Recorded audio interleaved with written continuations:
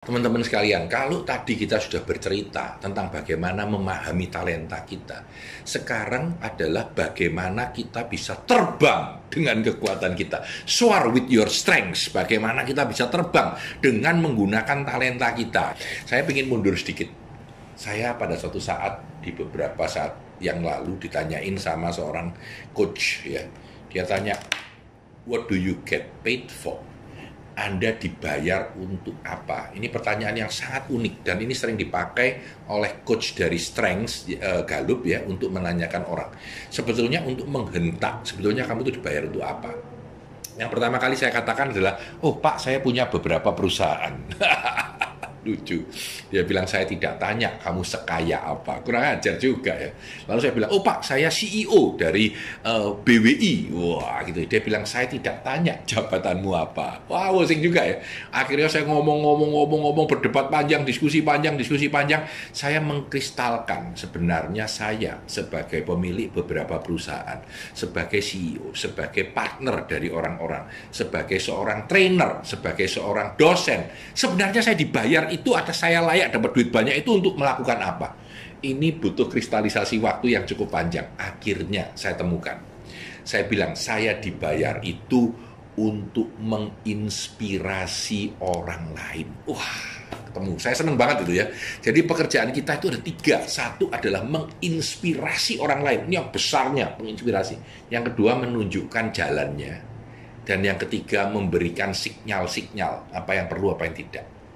Saya ulangi, memberikan inspirasi yang baik, ya, lalu menunjukkan jalannya dan menunjukkan sinyal-sinyal atau signpost kepada teman-teman yang lain. Jadi ketika saya berpartner dengan orang, saya bikin satu company, kita selalu meeting discussion, mau ngapain, perusahaan ini mau dibawa kemana. Lalu kalau misalkan itu saya menginspirasi mereka, ini loh, pandemi ini adalah waktunya untuk kita bergerak dengan lebih semangat. Karena masa setelah pandemi akan berbeda dengan kita. Saya harapkan partner saya jadi terinspirasi. Lalu saya menunjukkan, jalannya lewat sini loh. Sekarang akan digital loh ya, hati-hati dengan ini loh ya. Masa depan adalah hibrid loh ya.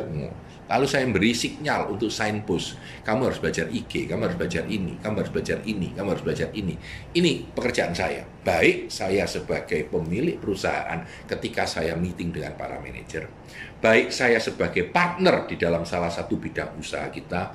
Baik saya sebagai trainer ketika sharing dengan teman-teman lain mengenai masa depan dari keadaan bisnis kita. Nah, yang paling menarik adalah pada satu saat saya tiba-tiba merasa saya ini kekuatannya buku, saya ini powernya membaca, saya ini membaca buku ratusan, boleh dibilang ribuan. Ya. Saya nggak tahu ada berapa ribu, kalau 1000 pasti lebih. Saya ingin bikin review buku, tiba-tiba saya bikin review buku, dan ternyata review buku saya itu disukai orang. Akhirnya saya bikin review, 205 review dalam 200 hari, dan saya dapat muri. Oh, dapat muri. Sebetulnya duitnya ada nggak? Nggak ada duitnya langsung. Ya, karena bikin IGTV review nggak dapat hasil apa-apa. Tapi saya dapat klien, saya dapat sahabat, saya dapat order training, saya dapat partner bisnis, saya dapat sahabat yang menyukai review buku saya dan merasa terinspirasi oleh review buku saya. Mulai dari review buku yang namanya berat-berat kayak Blue Ocean Strategy, sampai yang ringan-ringan, The Power of Being Nice, gitu ya. Macam-macam buku, bahkan majalah tertentu saya review juga. Jadi saya kristalkan apa yang saya baca di dalam masa pandemi ini. Sebenarnya karena saya sadar bahwa pekerjaan saya itu cuma 3. Yang paling besar adalah menginspirasi orang lain, yang kedua menunjukkan jalannya, dan yang ketiga memberi sinyal, tanda-tanda apa yang harus dilakukan, apa yang tidak, apa yang bisa kita lakukan. Dan semua itu berasal dari pertanyaan, Anda dibayar untuk apa? Saya kembalikan ke Anda dibayar untuk apa?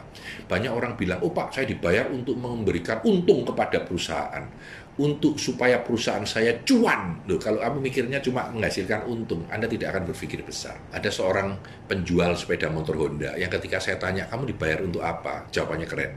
Dia bilang, Pak, saya dibayar untuk menolong orang-orang supaya bisnis mereka lebih sukses dengan memakai sepeda motor yang tepat. Dan mereka menjadi maju. Karena mereka belinya kredit, bisnisnya tambah jalan, dia pedagang sayur, dan dia menjadi orang yang lebih sukses. Saya adalah penolong mereka. Pekerjaannya sales, Pak. Sales, Pak. Ya. Ada orang yang di dalam dunia pengiriman, ya, Pak Joharisin, saya masih ingat ya, dari JNE, ini banyak tahun yang lalu. Waktu saya tanya, Pak, pekerjaan Bapak apa? Saya itu menolong orang yang butuh dokumen cepat, yang butuh obat ketika sakit, ya, yang butuh pekerjaan tambahan dengan mengirimkan barang, memodulasi dan mengirim.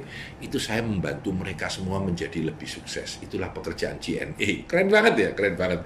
Nah, teman-teman sekalian, kita harus terinspirasi. Sebetulnya kamu itu, pekerjaanmu itu untuk apa? Apa yang kamu lakukan? Kalau kita sekedar mencari cuan, mencari untung, mencari sesuap nasi, kasihanlah kita. Kita tidak punya meaning dalam pekerjaan kita. Kita tidak membuat arti dalam kehidupan kita. Kalau kita sudah temukan itu, baru kita mikir bagaimana menggunakan talenta kita yang kita rubah menjadi strength, dan membuat kita menjadi lebih sukses. Saya Tanah Di Santoso, sukses selalu untuk Anda.